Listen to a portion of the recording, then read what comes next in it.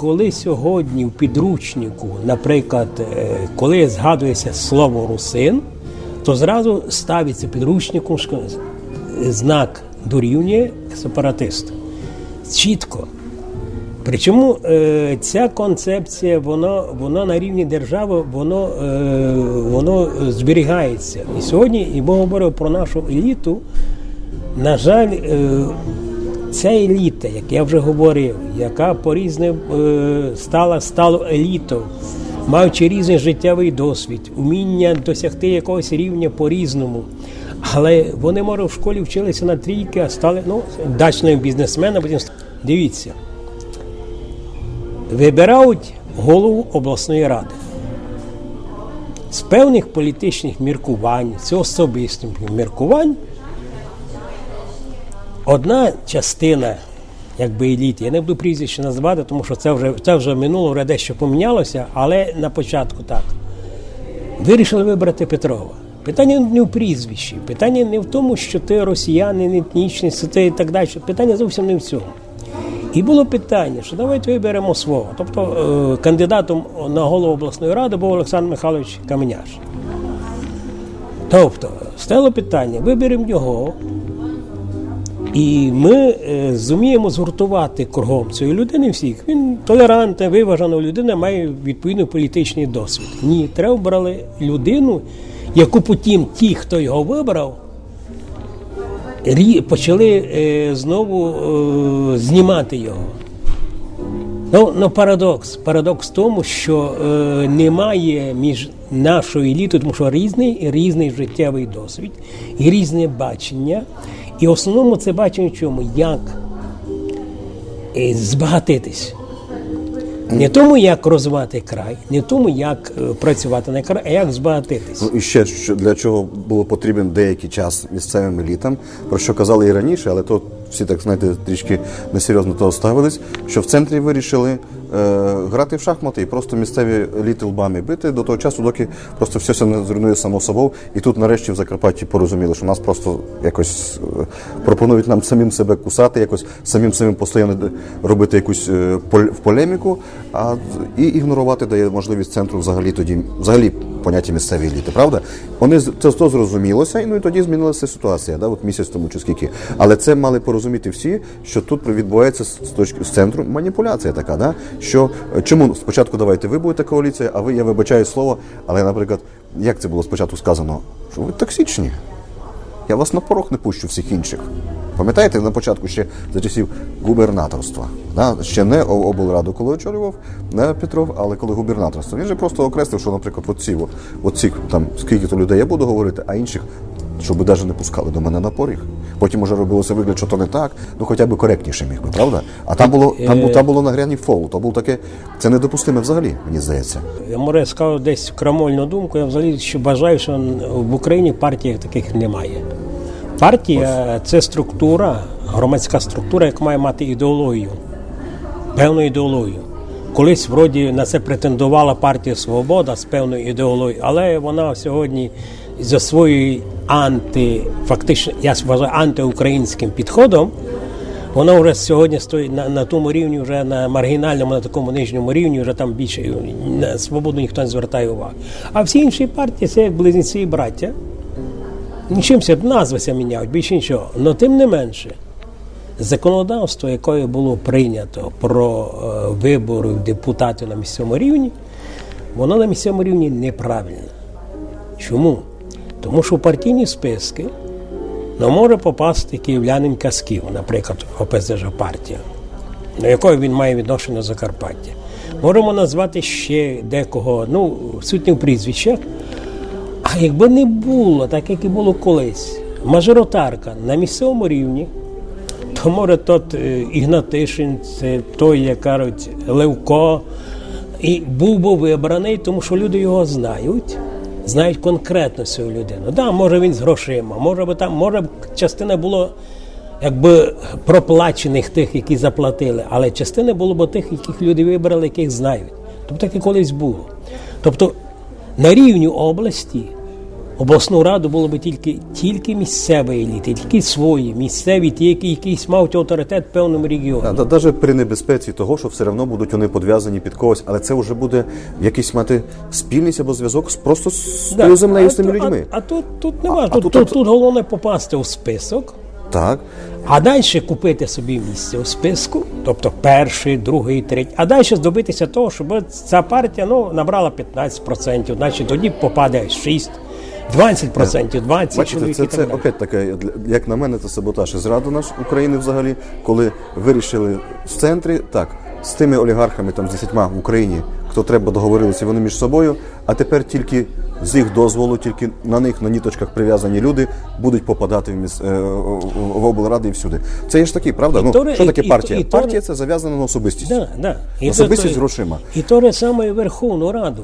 Да, і відняли у людей можливість давати представників. А, наприклад, як на мене, гарний приклад, мені це нравить, але не знаю, чи він до кінця об'єктивно, наприклад, подеколи може стати президентом країни, а потім далі вернутися на університет і автобусом їздити, як в Ірані. Да? Я не хочу ніч про Іран, але просто мені це подобає той, котрий не був президентом, а тепер він просто в городі, в автобусі, в маршрутці, на університет, получає зарплату, все. Да? А був президентом. Да? Тобто, можливо, на самом деле, подеколи треба просто представники з народу. Їх треба би, як ви кажете, що не мусить бути обов'язково хтось спущений олігархом зверху, якийсь зв'язок з народом. Воно у нас, бачите, ми так торкнулися економічно, що ви сказали, бо економічно то об'єктивно. Там ідеологічно це може бути дуже запитань багато, треба там зносок, ремарків робити. А економічно це зрозуміло. Коли економіка спадає, проходить деструкція і треба витягати, суспільство в тим зацікавлене дуже. Для прикладу, я знову не буду називати прізвище, але дивіться, якщо я, наприклад, мав бізнес, який займається продажею виготовлених продуктів харчування. Для того, щоб мій бізнес був успішний, що я мав? Мої клієнти мають мати доход, мають мати зарплату або якийсь інший дохід. Тобто я тоді зацікавлений в тому, щоб розвивалися інші інфраструктури, підприємства, інші, як кажуть, розвивалося, щоб люди отримували зарплату, мали роботу, отримали зарплату, і вони ці гроші перенесуть до мене. І якщо я маю... Тобто сьогодні частина бізнесменів не бачить тих людей, яких зроблять їх бізнес, які розвивають їх бізнес. Сьогодні, пам'ятаєте, як Рузвельт вивів з депресії Сполучені Штати Америки? Коли все стояло. Все стояло.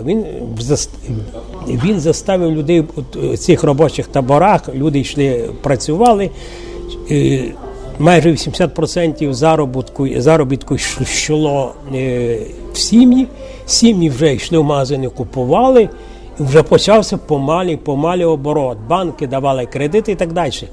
Тобто, коли застой, то немає бізнесу.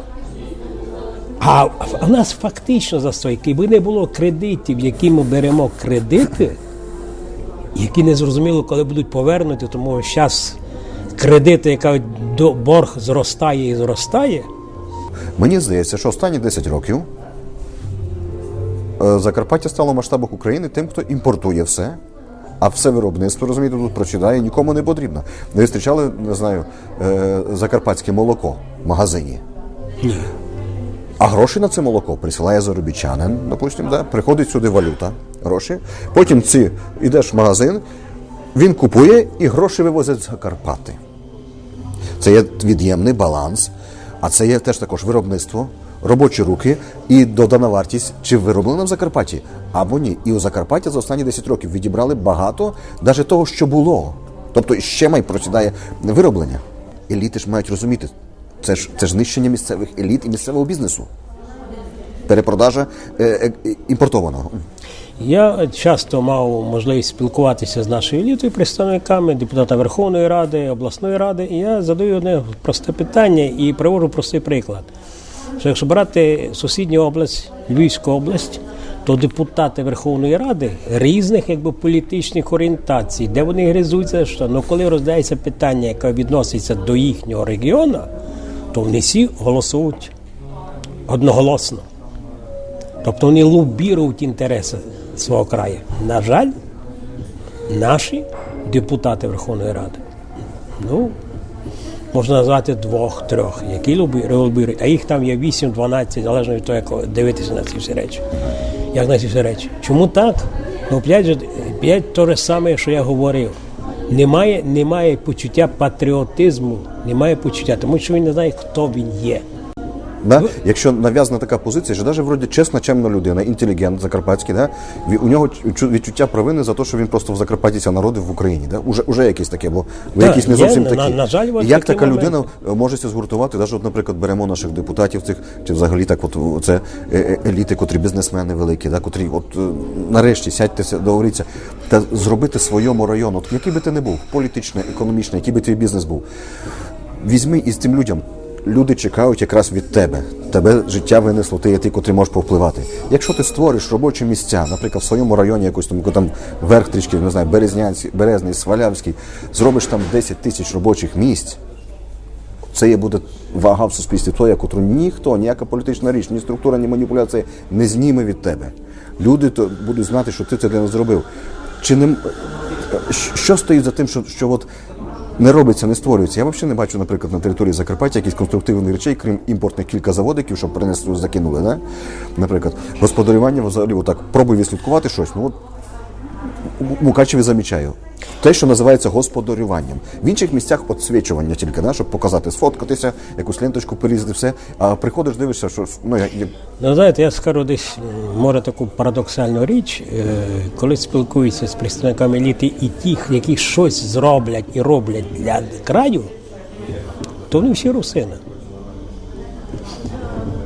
От, можу навести, Юрій Юрійович Переста, лікар, професор, доктор наук, співзасновник медичного центру «Діамет», просто один для прикладу. Він ніколи він є спеціаліст, хірург екстра-класу. Ну, я кажу, русин. Мій батько був русин. Русин із Кольщина. Я хочу, щоб у нас це розвивало все. Беремо того самого Рівіса, колишнього голова обласної ради. Я кажу, русин. І беремо Віктора Івановича Балогу. Ну, він політик, в цьому питанні не все можу сказати прямим текстом, то що може сказати, але, по крайній мірі, дякуючи Віктору Івановичу Балогу, вийшло п'ятитомник Чорія русин словника і так далі, і так далі. Маса русинських фестивалів, це було проведено за рахунок нього. І можемо ще декілька назвати таких людей. А ті, які, як ви сказали правду, які відгрібаються, що вони, ні, ми такі, ми щирі українці. Та ти є громадянин України, не будь патріотом свого краю.